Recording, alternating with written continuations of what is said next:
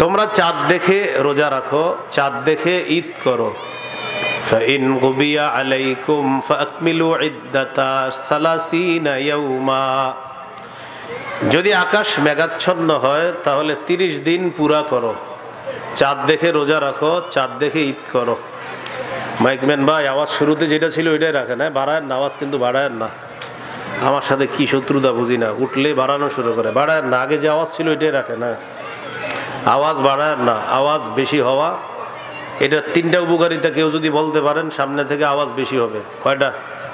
3টা। আওয়াজ বাড়ানোর 3টা উপকারিতা আমারে কেউ বললেন, পাঠায়েন, তাহলে ইনশাল্লাহ আগামী থেকে আমি মাইক বেশি লাগানোর পক্ষে কথা বলবো। কয়টা উপকারিতা? আচ্ছা 2টা বললেন, আচ্ছা 1টা বললেন, 1টা পারবেন না, কিন্তু বেশি আর না আওয়াজের উপকারিতা হাজারো বলা যাবে। আল্লাহ আমাদেরকে বুঝার তৌফিক দান করেন। তাহলে কয়টা বলবেন? 3টা। পারবেন না জানি, 2টা বললেন, এটাও পারবেন না। 1টা উপকারিতা বললেন বেশি আওয়াজের। তো 1 নাম্বার করণীয় চাঁদ দেখে রোজা রাখা, বুখারীর বর্ণনা। এটা আমাদের প্রথম করণীয়। এই জন্য আমরা চাঁদ তালাশ করব। রমজানের শুরুতে কি তালাশ করব? চাঁদ। দেখা যাক না যাক, আমরা তালাশ করব, চাঁদ তালাশ করব। আমাদের নবী বলছেন, বাস আমরা চাঁদ তালাশ করব। বলেন ইনশাআল্লাহ। 2 নাম্বার চাঁদ দেখে রোজা রাখা। তো যাই হোক, 2 নাম্বার চাঁদ দেখার পর একটা দোয়া পড়বেন। তিরমিজির বর্ণনা, 3451 নম্বর হাদিস। তালহা রাদিয়াল্লাহু তাআলা আনহুর বর্ণনা, তিনি বলেন রাসূলুল্লাহ সাল্লাল্লাহু আলাইহি সাল্লাম যখন চাঁদ দেখতেন তখন এই দোয়াটি পড়তেন, আল্লাহুম্মা আহিল্লাহু আলাইনা বিল ইয়ুমনি ওয়াল ঈমান ওয়াসসালামাতি ওয়াল ইসলাম রব্বি ওয়া রাব্বুকাল্লাহ।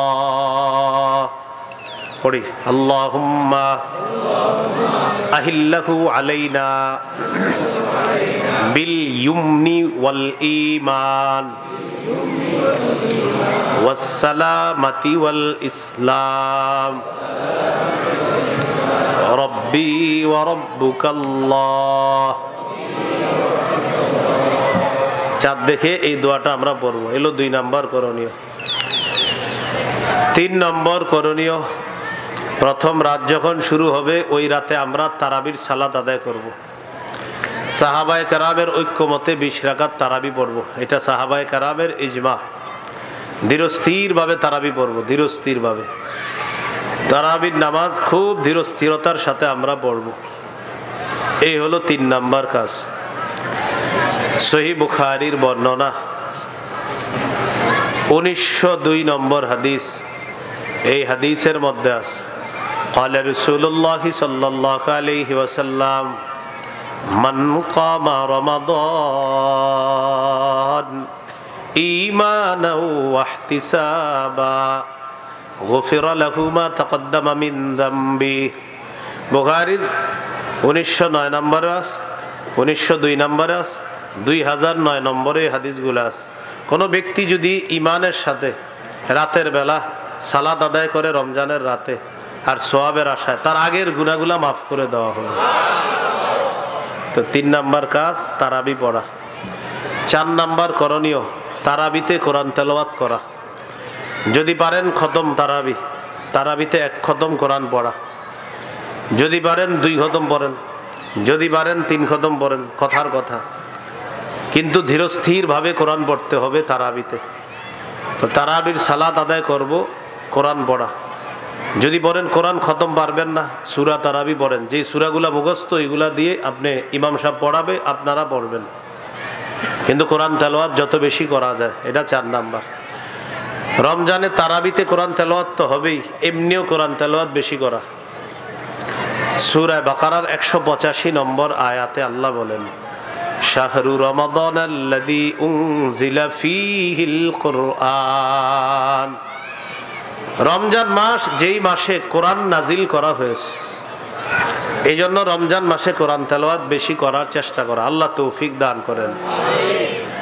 কানা জিবরিল আলাইহিস সালাতু ওয়াস সালাম ইয়ালকাহু কুল্লা লাইলাতিন ফি রমাদান ইয়ারিদু আলাইহি নবী সাল্লাল্লাহু আলাইহি ওয়াসাল্লাম আল কুরআন। জিবরিল আলাইহিস সালাতু ওয়াস সালাম রমজানের প্রত্যেক রাতে রাসূলুল্লাহ সাল্লাল্লাহু আলাইহি সাল্লামের সাথে সাক্ষাৎ করতেন। নবীজি জিবরিলকে পুরা কোরআন শোনাইতেন। তো এমনিও তেলাওয়াত করব, রমজানে তেলাওয়াতের মাত্রাটা বাড়ায়া দিব। 21 নম্বর পারা শুরু হয়েছে সূরা আনকাবুতের 45 নম্বর আয়াত দিয়া।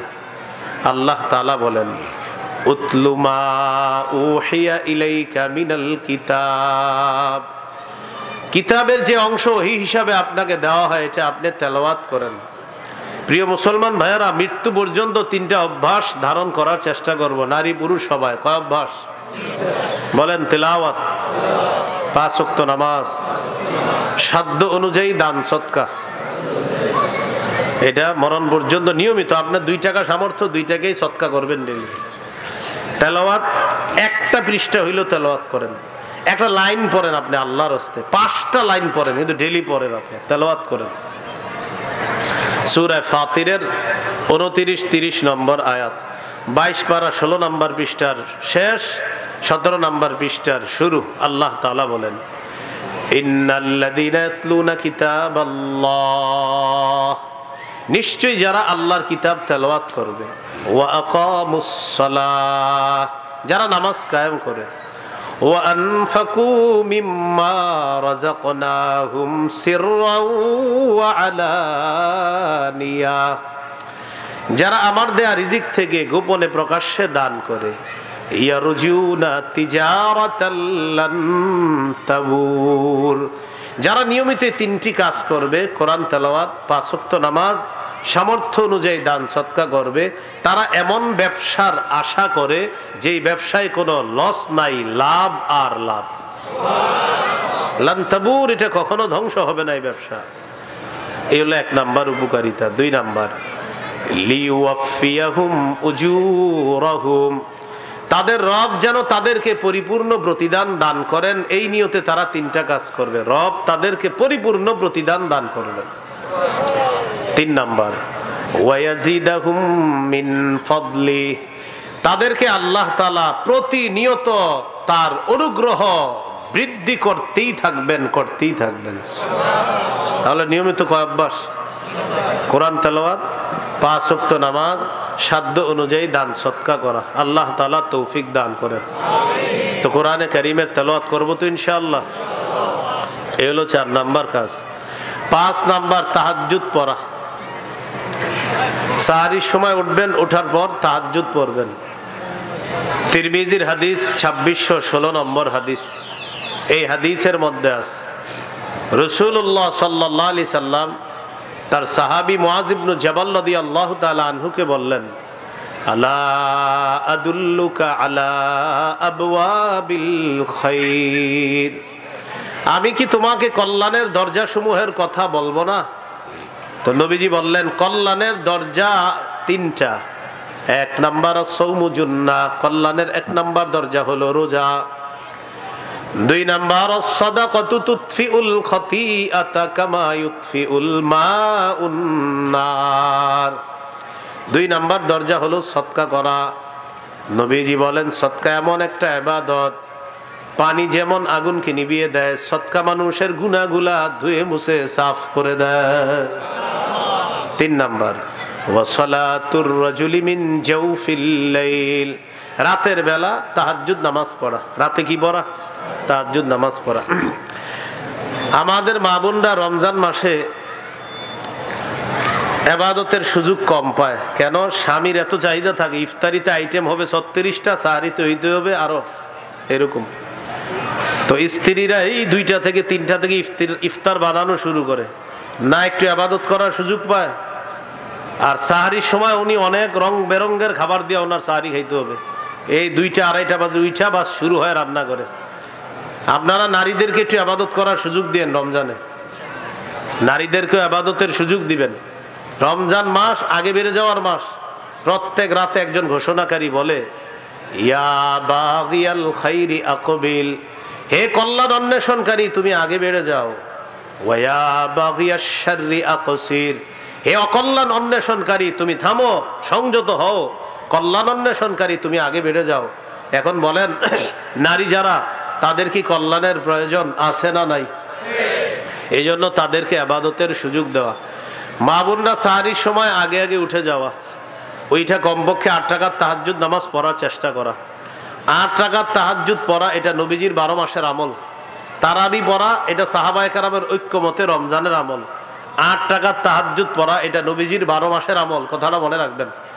যদি আপনি চান আজকে রাতেও 8 রাকাত পড়তে পারেন, সহিহ বুখারীতে আছে 8 রাকাত তাহাজ্জুদ পড়া এটা নবীজির 12 মাসের আমল। আম্মা জান আয়েশা সিদ্দিকা রাদিয়াল্লাহু তাআলা আনহার বর্ণনা। তো আপনি চাইলে আজকেও 8 রাকাত তাহাজ্জুদ পড়তে পারেন। তো রমজানে যেহেতু আল্লাহ তাআলা সাহরির সময় আপনাকে উঠিয়ে দিবেন, এই জন্য রমজান মাসে 8 রাকাত তাহাজ্জুদ পড়া। তাহলে কি শিখলাম? 4 নাম্বার কোরআন তেলাওয়াত করা, 5 নাম্বার তাহাজ্জুদ পড়া। তাহাজ্জুদ হলো কল্যাণের দরজা। আমরা ইবাদতটা করার চেষ্টা করব ইনশাআল্লাহ। তাহাজ্জুদ যদি 8 রাকাত না পারেন 6 রাকাত, 6 রাকাত না পারলে 4 রাকাত, 4 রাকাত না পারলে 2 রাকাত, 2 যেন না ছুটে ভাই, বলেন ইনশাআল্লাহ। এটা তাদের জন্য সম্ভব যারা যান্ত্রিক যন্ত্রণার থেকে দূরে থাকবে। যারা যান্ত্রিক যন্ত্রণা থেকে কি থাকবে, একটা যন্ত্রণা আছে, এই যন্ত্রণা থেকে যে যত দূরে থাকবে সার পক্ষে এগুলা সহজ হবে। রমজানের ইবাদতগুলা করা তাদের জন্য সহজ হবে।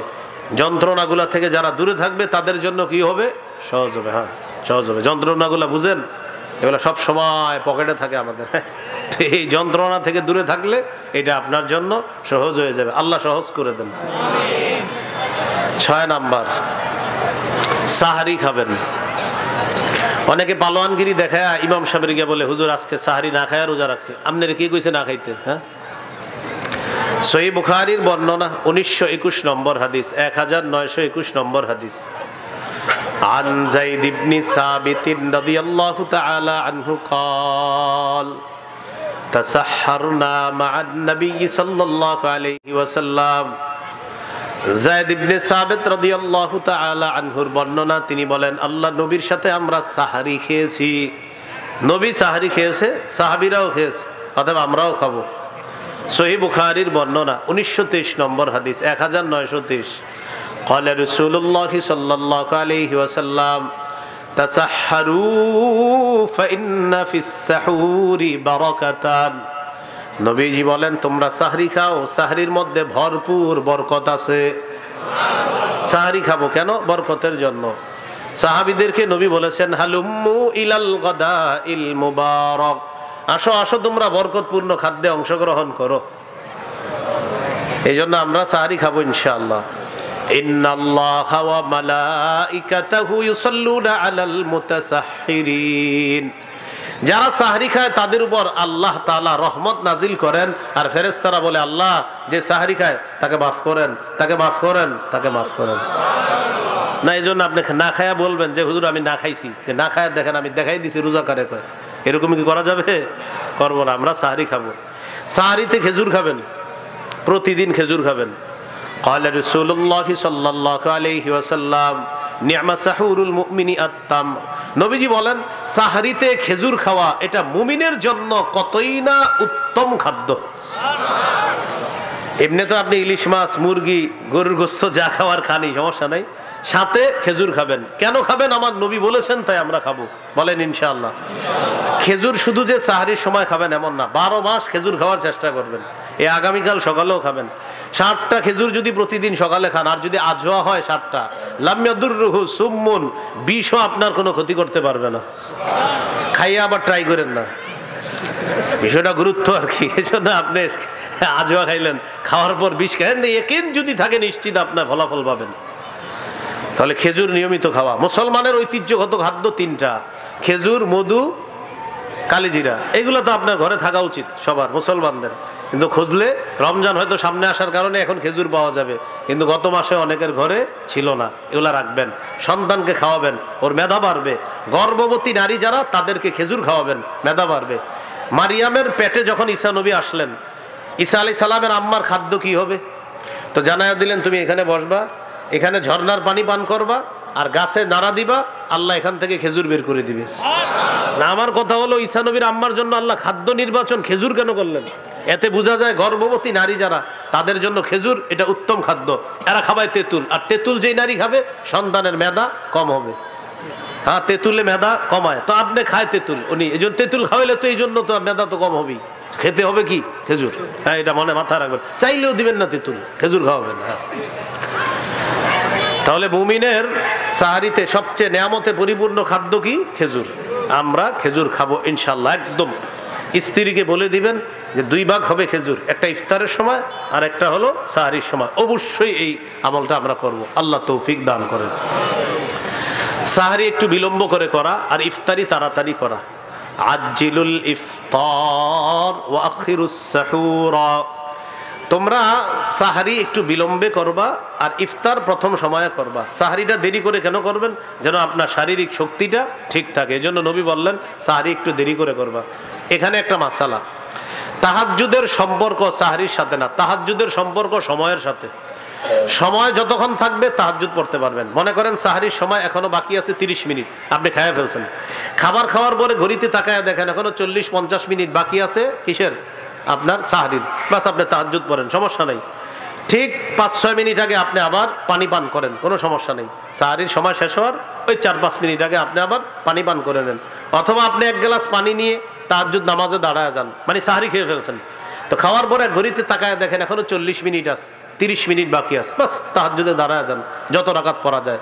30 মিনিটে আশা করি যারা ছোট সূরা দিয়ে পড়েন, আলাম তারা এই সূরাগুলা দিয়ে আপনি 30 মিনিটে 6 রাকাত, 4 রাকাত বা 8 রাকাতও পড়তে পারবেন। 40 মিনিট যদি হয় সুন্দরভাবে আপনি পড়তে পারবেন। আর মূল ইয়াসিন এই সূরাগুলা যারা পারেন এগুলা দিয়ে ইনশাল্লাহ আশা করি পড়তে পারবেন। তাহলে বলেন তো তাহাজ্জুদের সম্পর্ক কি খাদ্যের সাথে না সময়ের সাথে? বাস সেটা আপনি তাহাজ্জুদটা সাহারি খাওয়ার আগেও পড়তে পারবেন, আবার সাহারি খাইছেন খাওয়ার পর দেখলেন সময় আছে আপনি পড়তে পারবেন। আল্লাহ আমাদের সকলকে কথাগুলা গুরুত্ব সহকারে মনে রেখে আমল করার তৌফিক দান করেন। এই গেল 6 নাম্বার কাজ, সাহারি খাওয়া। সাহারি খাইলেন, এবার 7 নাম্বার কাজ রোজা রাখা। 7 নাম্বার কাজ হলো রোজা রাখা। সহিহ বুখারীর বর্ণনা 1901 নম্বর হাদিস, মানে 1901 নম্বর হাদিস। قال رسول الله صلى الله عليه وسلم من صام رمضان إيمانا واحتسابا غفر له ما تقدم من ذنبه। যে ব্যক্তি ঈমানের সাথে এবং সওয়াবের আশায় রমজানের রোজা রাখে আল্লাহ তার আগের গুনাহগুলো মাফ করে দেয়। তিরমিজির হাদিস 614 নম্বর হাদিস। قال رسول الله صلى الله عليه وسلم الصوم جنة حسينة। রাসূলুল্লাহ সাল্লাল্লাহু আলাইহি সাল্লাম বলেন রোজা হলো জাহান্নাম থেকে বাঁচার জন্য মজবুত ঢাল। প্রিয় মুসলমান ভাইয়েরা, মা বোনরা, একটা কথা মনে রাখেন, ইচ্ছা করে রোজা ভাঙেন না, ইচ্ছা করে রোজা নষ্ট করেন না। তিরমিজির 723 নম্বর হাদিসের বর্ণনা, নবী বলেন কেউ যদি ইচ্ছা করে একটা রোজা ভাঙে, যদিও কাফারা হলো কয়টা? 60টা।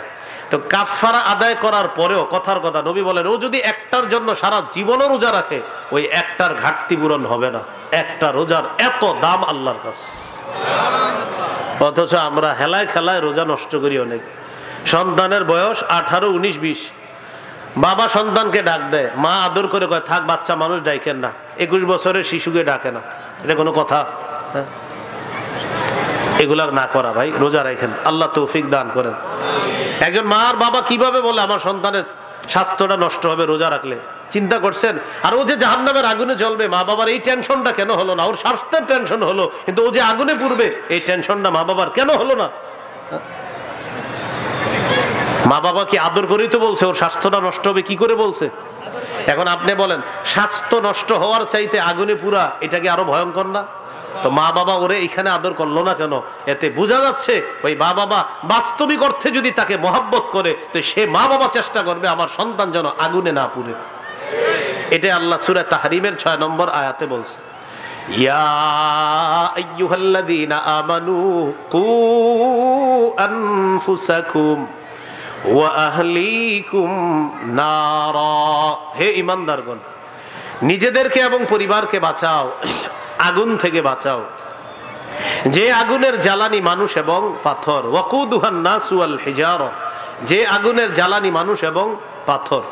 তাহলে আমরা আমাদের সন্তান যারা বালেগ বালেগা অথবা বালেগ বালেগার কাছাকাছি, মাশাআল্লাহ মেয়েরা আবার ছোটবেলা থেকে রোজা রাখে, ধৈর্যশীল হয় বেশি।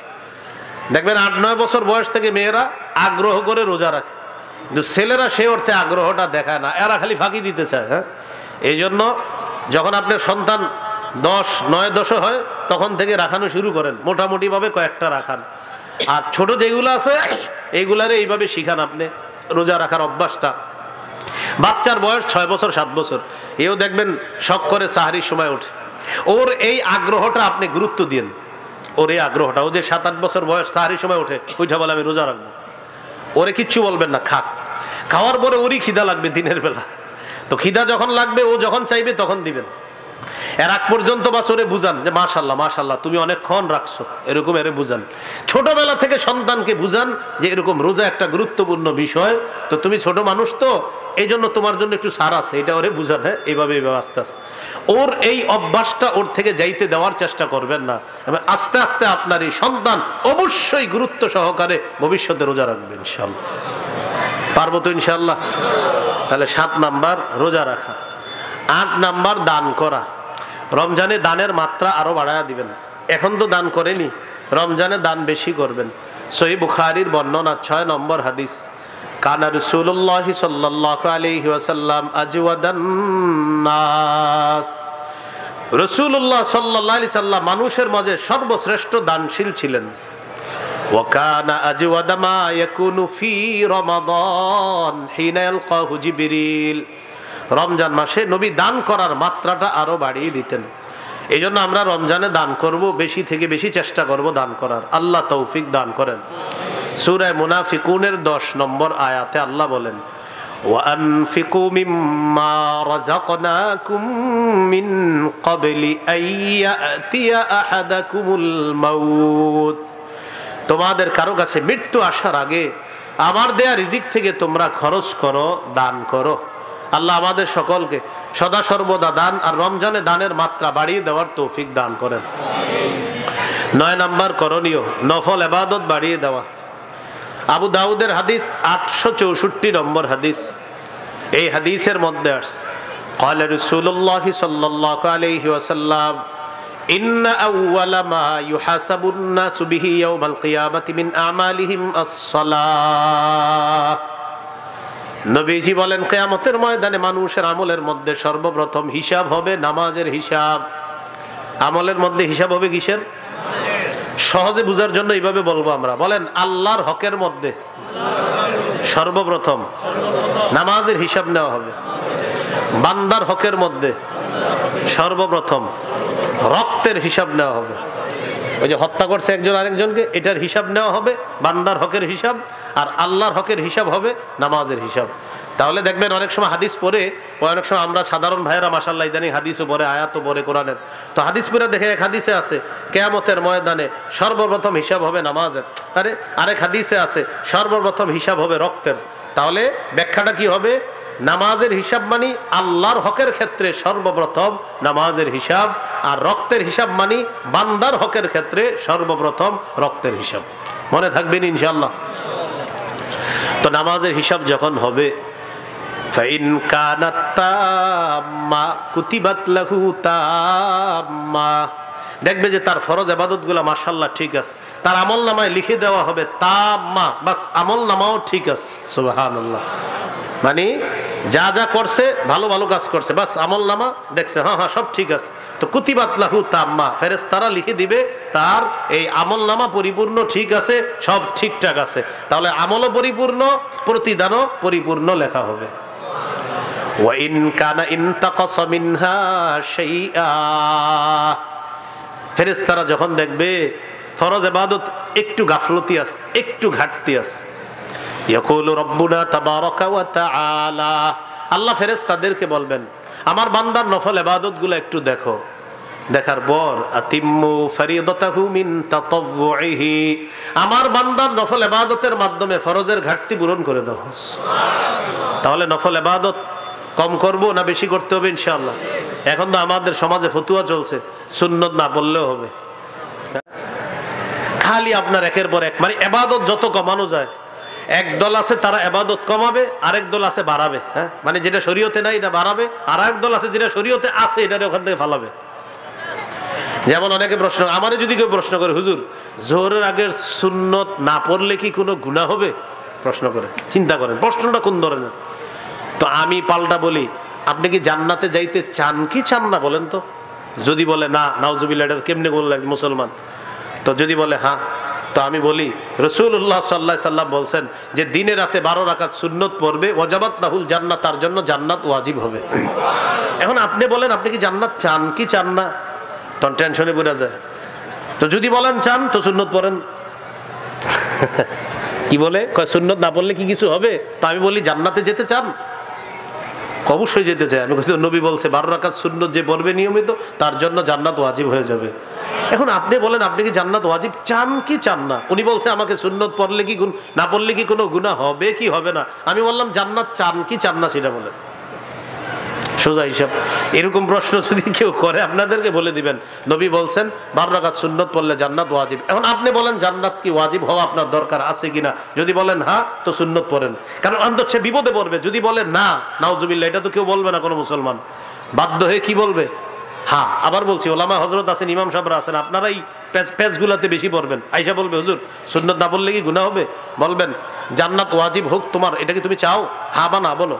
তখন কোনো মুসলমান তো না বলবে না, সে কি বলবে? হ্যাঁ বলবে। তখন আপনি বলবেন নবী বলছে 12 রাকাত সুন্নত পড়লে জান্নাত ওয়াজিব। এখন তুমি বলো সুন্নতের মাধ্যমে জান্নাত ওয়াজিব হোক, এটা তুমি চাও কি চাও না? পরে তোমার উত্তর দিচ্ছি। এখন হ্যাঁ বলবে, কি বলেন হুজুর আমি তো জান্নাত চাই। বলবেন মাশাআল্লাহ, তাহলে সুন্নত পড়ো, যাও পড়ো। এই জন্য ছাড়বেন না। ফরজের বাহিরে যে ইবাদত গুলো আছে ওইগুলা ছাড়ার কোনো সুযোগ নাই। আল্লাহ আমাদেরকে বোঝার তৌফিক দান করেন। এই জন্য কিছু কিছু অংশ শিখে রাখলে অনেক মানুষ আপনারে নিয়ত করে আসবে, 3 ঘন্টা আপনারে পেঁচানোর নিয়ত করে আসবে। এই 2-1টা জায়গা শিখে রাখবেন, 3 ঘন্টা না 30 সেকেন্ডও পেঁচাতে পারবে না ইনশাআল্লাহ। আল্লাহ আমাদেরকে কথাগুলা বুঝে শুনে আমরা যেন ফরজের বাহিরে যে সুন্নত নফলগুলো আছে এগুলো গুরুত্ব সহকারে করতে পারি, আল্লাহ তৌফিক দান করেন। তাহলে নফল ইবাদত বাড়িয়ে দিব 9 নাম্বার। 10 নাম্বার নেকির কাজ বেশি করা, বাস যে কোনো নেকির কাজ বেশি করা।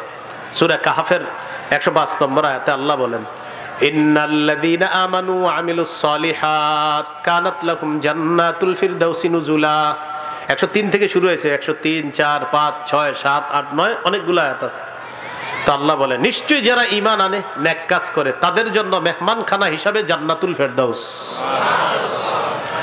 সূরা তাগাবুনের 9 নম্বর আয়াত, 28 পারা 16 নম্বর পৃষ্ঠা। আল্লাহ তাআলা বলেন ওয়ামাই ইউমিন বিল্লাহ ওয়া ইয়ামাল সালিহা, যে ব্যক্তি আল্লাহকে বিশ্বাস করে আর নেক কাজ করে, ইউকাফির আনহু সাইয়্যাতি, আল্লাহ তার সব গুনাহগুলো মাফ করে দেয়। ওয়া ইউদখিলহু জান্নাতিন তাজরি মিন তাহতিহাল আনহার, আল্লাহ তাকে এমন জান্নাতে প্রবেশ করাবেন যার পাদদেশ দিয়ে তলদেশ দিয়ে ঝর্ণা ধারা প্রবাহিত হবে। খালিদিনা ফিহা আবাদা, সেথায় তারা অনন্তকাল চিরকাল বসবাস করবে জান্নাতের মধ্যে। যালিকাল ফাউজুল আযীম, আল্লাহ বলেন এটা চূড়ান্ত সফলতা। আল্লাহকে দেখতে চাই কারা কারা? সবাই দেখতে চাই তো ইনশাআল্লাহ। আল্লাহ তৌফিক দান করেন। তো দেখার শর্ত কি আছে দেখেন, সূরা কাহফের সর্বশেষ আয়াত 110 নম্বর আয়াতে আল্লাহ বলেন ফামান কানা ইয়ারজু লিকা রাব্বিহি, যে ব্যক্তি তার রবের সাক্ষাৎ কামনা করে, ফালইয়ামাল আমালান সালিহা, 1 নাম্বার সেজন্য নেক কাজ করে। 2 নাম্বার ওয়ালা ইউশরিক বিইবাদাতি রাব্বিহি আহাদা, সেজন্য তার রবের ইবাদতে কাউকে শরীক না করে। তাহলে 1 নাম্বার নেক কাজ করা, 2 নাম্বার ইবাদতে যেন কাউকে শরীক না করে। এবার আমার সাথে বলেন যে কোনো বস্তুর 3টি অংশ থাকা উচিত: দেহ, আত্মা, ফলাফল।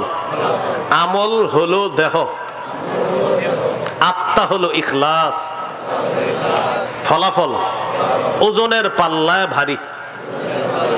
এবার সুন্দর করে বলেন, বলেন আমল নামক দেহ, এই দেহের আত্মা হলো ইখলাস। এবার একসাথে বলেন আমল নামক দেহের আত্মা হলো ইখলাস। ফলাফল ওজনের পাল্লায় ভারী হয়ে যাবে, এটা হলো ফলাফল। এই জন্য ইমাম বুখারী প্রথম হাদিস আনছেন দেহ আর আত্মা সম্পর্কে, ইন্নামাল আমালু বিন্নিয়াত, আমলের প্রতিদান বিশুদ্ধ নিয়তের সাথে হবে। তো প্রথম হাদিসে দেহ আর আত্মার কথা আলোচনা আছে, আমল আর আমলের আত্মা, ইখলাস, বিশুদ্ধ নিয়ত। আর সর্বশেষ হাদিস 7563 নম্বর হাদিস, ওখানে আনছে সাকিলাতান ফিল মিজান, যে ইখলাসওয়ালা আমল যদি কম হয় ফলাফল ওজনের পাল্লায় ভারী হয়ে যাবে। প্রথম হাদিস আর শেষ হাদিস, হ্যাঁ, এই ইমাম বুখারী কত সুন্দর করে প্রথমটা আর শেষটা মিলাইলেন। তাহলে নেকের কাজ বাড়ায়া দেওয়া রমজান মাসে, আল্লাহ তৌফিক দান করেন। 11 নম্বর, বেশি বেশি দোয়া করা। আল্লাহ তাআলা বলেন ওয়াকালা রাব্বুকুম উদউনি আস্তাজিব লাকুম, তোমাদের রব বলেন তোমরা আমাকে ডাকো আমি তোমাদের ডাকে সাড়া দিই, তোমরা আমাকে ডাকো আমি তোমাদের ডাকে সাড়া দিই। দুটি দোয়া আমরা রমজানে বেশি বেশি করব, আমিও পড়ি, আমরা সবাই পড়ি। আল্লাহুম্মা ইন্নী আসআলুকাল জান্নাহ ওয়া আউযু বিকা মিনান নার। আল্লাহুম্মা ইন্নী আসআলুকাল জান্নাহ ওয়া আউযু বিকা মিনান নার। যদি আরবিটা অনেকের মুখস্থ না থাকে বাংলায় বলবেন, হে আল্লাহ আমি আপনার কাছে জান্নাত চাই, জাহান্নাম থেকে পানা চাই। এই দুটি দোয়া বেশি করতে পারবো তো ইনশাআল্লাহ। قال رسول الله صلى الله عليه وسلم ولله عتقاء من النار وذلك في كل ليلة। নবীজি বলেন রমজান মাসে প্রতি রাতে অসংখ্য অগণিত জাহান্নামীকে জাহান্নাম থেকে মুক্তি দেওয়া হয়। তো দোয়া করবেন, আল্লাহ আমার আত্মীয় স্বজনের কেউ জাহান্নামী আছে কিনা জানি না, আল্লাহ যদি থাকে আপনি মুক্তি দিয়ে দেন, মুক্তির ব্যবস্থা করে দেন। এইভাবে দোয়া করা। তাহলে রমজানে বেশি বেশি কি করব ভাই? দোয়া করব। 12 নাম্বার, জিকির করা। 4টা জিকির বেশি বেশি করার চেষ্টা করব। কয়টা জিকির? 4টা। قال رسول الله صلى الله عليه وسلم আহাব্বুল কালামি ইলাল্লাহি আরবা। নবীজি বলেন আল্লাহর কাছে 4টি কথা সবচেয়ে পছন্দের। পড়ি, সুবহানাল্লাহ, আলহামদুলিল্লাহ, লা ইলাহা ইল্লাল্লাহ, আল্লাহু আকবার। এবার বলেন বিশুদ্ধ ভাবে, বিশুদ্ধ উচ্চারণে, ধীরস্থির ভাবে। আবার 3টা, বিশুদ্ধ ভাবে, বিশুদ্ধ উচ্চারণে, ধীরস্থির ভাবে। এই 4টি জিকির আমরা করব ইনশাআল্লাহ। অশুদ্ধভাবে কিভাবে? তাড়াতাড়ি কিভাবে?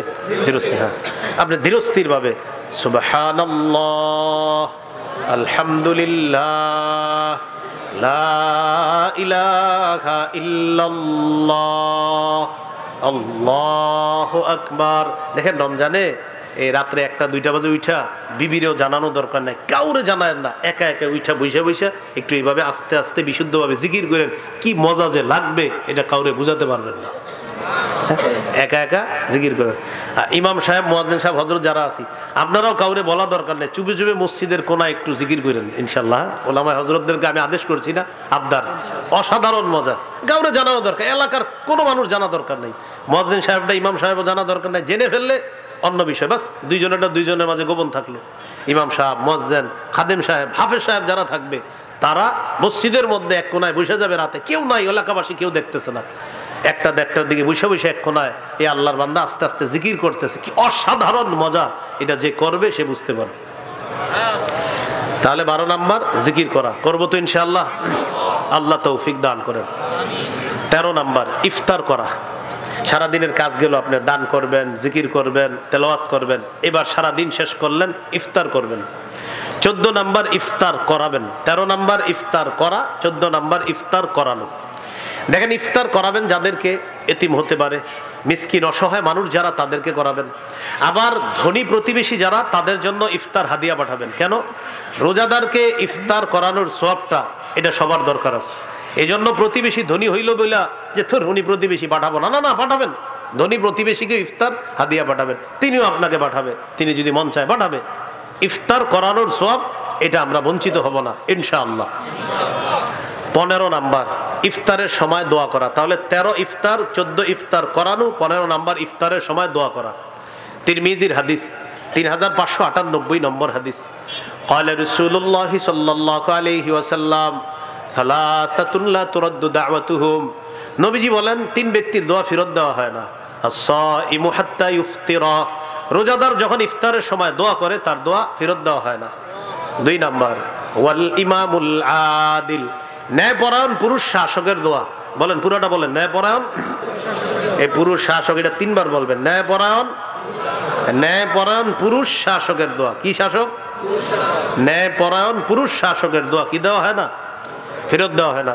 ইফতারের সময় বলবেন আল্লাহ আমাদের দেশে আর যেন কোনোদিনও নারী শাসক না হয়। আর একটা দোয়া করবেন, আল্লাহ আমাদের দেশে একজন ন্যায়পরায়ণ পুরুষ শাসক দিয়ে দেন। তাহলে 1 নাম্বার রোজাদারের দোয়া ফেরত দেওয়া হয় না।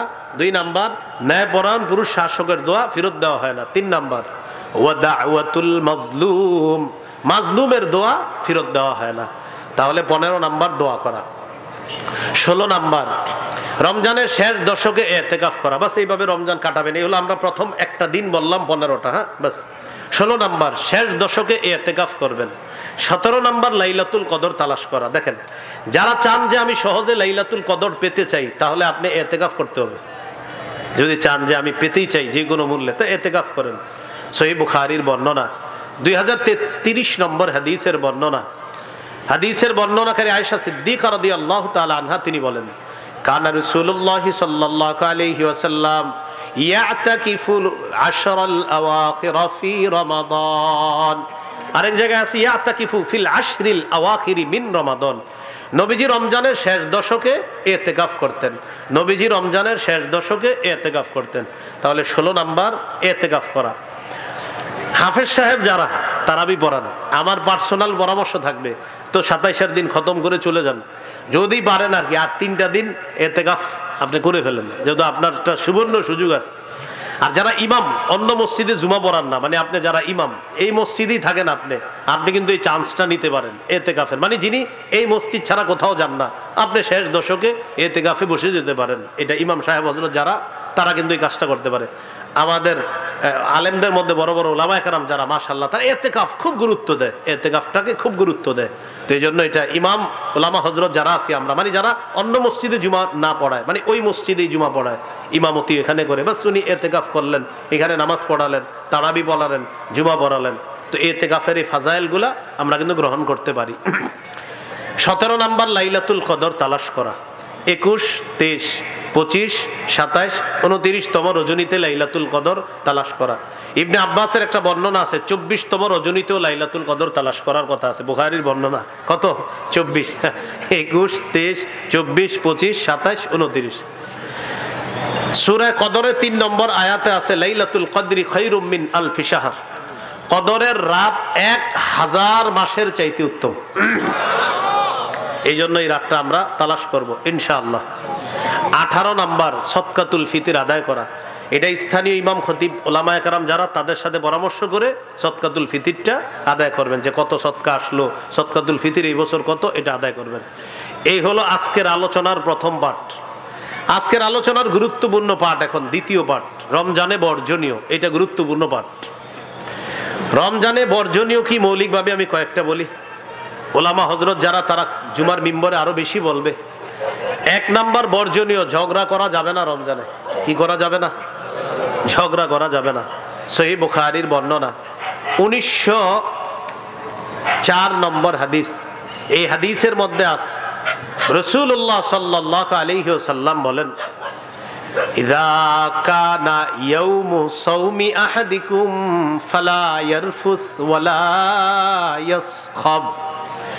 তোমাদের কেউ যখন রোজা রাখবে সে যেন অশ্লীল কথা না বলে, মন্দ কথা না বলে।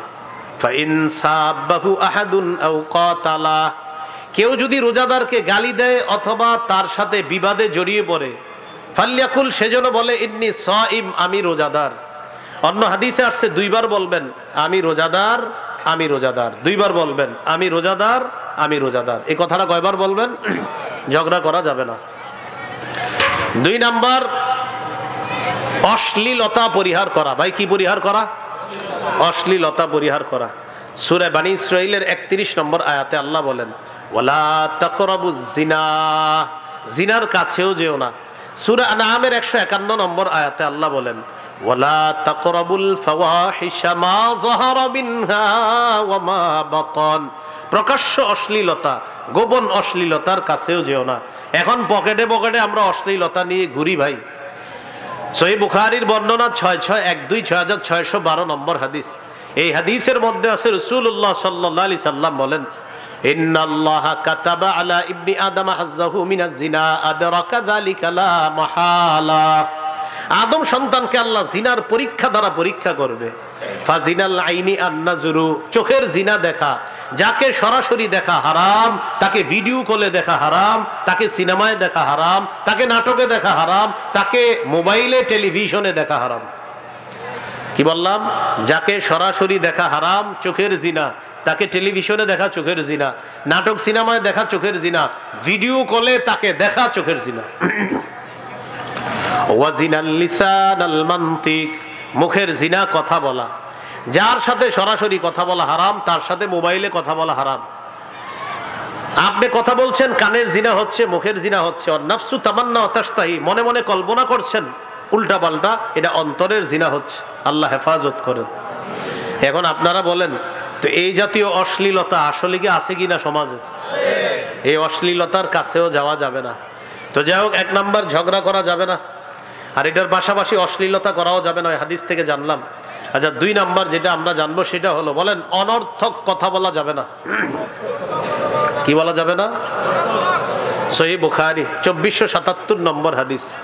قال رسول الله صلى الله عليه وسلم إن الله كره لكم ثلاثة, আল্লাহ তাআলা তোমাদের জন্য 3টি বিষয় অপছন্দ করেছেন। কয়টা? দেখেন কি বলে, কিলা ওয়া ক্বাল। 1 নাম্বার, অনর্থক কথা বলা অপছন্দ করেছেন। 2 নাম্বার, ওয়া ইদাআতাল মাল, সম্পদ নষ্ট করা অপছন্দ করেছেন। 3 নাম্বার, ওয়া কাসরাতাস সুআল, অনর্থক বেশি প্রশ্ন করা আল্লাহ অপছন্দ করেছেন। আমাদের জন্য আল্লাহ কয়টি বিষয় অপছন্দ করেছেন? 3টি। 1 নাম্বার অনর্থক কথা বলা, 2 নাম্বার সম্পদ নষ্ট করা, 3 নাম্বার অনর্থক প্রশ্ন করা। রমজানে আপনি কোরআন তেলাওয়াত করতেছেন, মসজিদে বসে নিয়ত করছেন 3 পারা পড়বেন। কয় পারা? একজন পিছন দিয়ে আইসা বলে আসসালামু আলাইকুম, কেমন আছেন? আচ্ছা, আপনার কি দরকার ওনারে এখন সালামটা দেওয়া পিছন দিয়ে? উনি তেলাওয়াত করতেছে না, উনি নিয়ত করছে 3 পারা কোরআন পড়বে।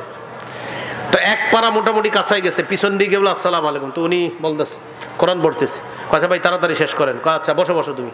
তো 1 পারা বইরা কোরআন বন্ধ করছে, বাকি রইল আরো কয় পারা? নিয়ত করছিল কয় পারা পড়বে। তাহলে 1 পারা পড়ার পরে তাকে সময় দিচ্ছে, তো বলতেছে কি অবস্থা ভাই, রোজা রাখছেন? আলহামদুলিল্লাহ আমি রোজা রেখেছি। সাহরি খেয়েছেন? আলহামদুলিল্লাহ খেয়েছি। ও মাশাল্লাহ, তো গত রাতে মাশাল্লাহ 1 তারাবি গেল, তারাবি পড়ছেন নি? আলহামদুলিল্লাহ। 20 না 8?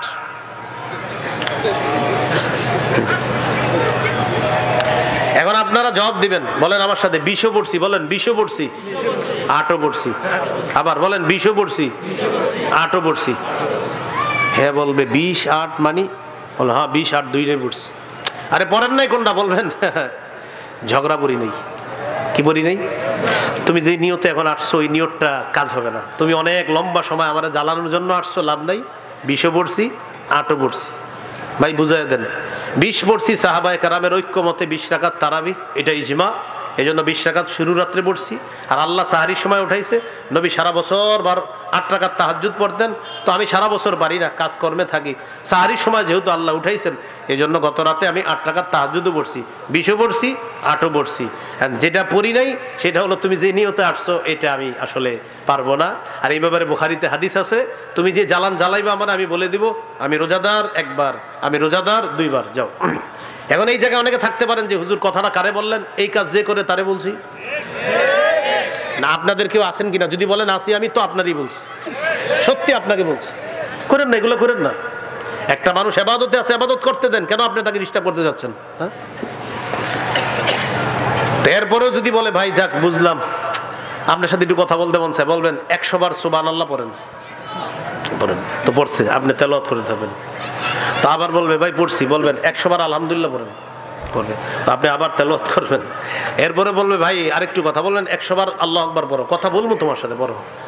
তো আবার কথা বলতে চাই, আপনি বলবেন লা ইলাহা ইল্লাল্লাহ 100 বার পড়ো, শেষ হয়েছে। এবার বলে ভাই আপনার সব কথা মানছি, এখন একটু কথা আছে আপনার সাথে, আপনি কোরআনটা আরেকটা নামায় বলবেন, পড়ো পড়ো, তুমিও পড়ো। তা আপনি পড়ো, যেহেতু ওনার কথা বলতেই মন চায়, জবান চালাইতে মন চায়, পড়ুক তো, পড়ুক, কোরআন পড়ুক। আর আপনারা বলেন এই যে কথাগুলো এটা কি খারাপ না ভালো কথা? তো পড়েন, আপনি পড়েন, আপনার যেহেতু জবান চালাইতে মন চাইতেছে, কোরআন পড়েন। তো কোরআন অনেকক্ষণ পড়ার পরে যদি বলে ভাই পড়ছি, আরেকটু কথা আছে আপনার সাথে, আপনি বলবেন ঘুমান ঘুমান ঘুমান। কি করেন? ঘুম থেকে ওঠার পর দেখবে আসর আজান দিয়ে লাইছে, তখন আপনি বলবেন চলেন দুইজনে মিলে নামাজে যাই। কথা বলার সুযোগ দিবেন না। তাহলে অনর্থক কথা বলা পরিহার করা, 1 নাম্বার ঝগড়া পরিহার করা, 2 নাম্বার অনর্থক কথা বলা পরিহার করা। আমি কাউকে বলছি না, আমি বলছি বাস কেউ কারো ইবাদত ডিস্টার্ব করতে যাবেন না, সোজা হিসাব। 3 নাম্বার বলেন মিথ্যা পরিহার করা। সহিহ বুখারীর বর্ণনা, রাসূলুল্লাহ সাল্লাল্লাহু আলাইহি সাল্লাম বলেন মান লাম ইয়াদা কাওলা যুর, 1903 নম্বর হাদিস, যে ব্যক্তি মিথ্যা পরিহার করতে পারল না, ওয়াল আমালা বিহি ফালাইসা লিল্লাহি হাজাতুন ফি আইয়াদা তাআমাহু ওয়া শারাবা, যে ব্যক্তি রমজান মাসে মিথ্যা পরিহার করতে পারল না, সে খানাপিনা না খায় যে রোজা রাখলো, এই ব্যাপারে আল্লাহ তাআলার কাছে কোনো গুরুত্ব নাই। এই ব্যাপারে আল্লাহর কাছে কোনো কি নাই, গুরুত্ব নাই। বান্দা তুমি রোজা রাখছো, জি, ও মিথ্যা কথাও বলো, তো মিথ্যাও বলে, আল্লাহর কাছে কোনো গুরুত্ব নেই আপনার রোজার। তুমি খানা খাও না, জি আল্লাহ আমি খানা খাই না। ও পান করো না, না, জিহ্বা দিয়ে মিথ্যা বলো নি, মিথ্যা বলে, তো তোমার এই রোজার গুরুত্ব নেই। তাহলে কি শিখলাম? জিহ্বাকে খানা থেকে দূরে রাখবো, পানি থেকে দূরে রাখবো, মিথ্যা থেকে দূরে রাখবো। সবাই আওয়াজ দিয়ে বলেন, বলেন মিথ্যা পাপের মা, অপরাধের মা। বলেন তো সমস্ত অপরাধের আম্মার নাম কি? তো 3 নাম্বার মিথ্যা পরিহার করা। 4 নাম্বার গীবত পরিহার করা। কি পরিহার করা?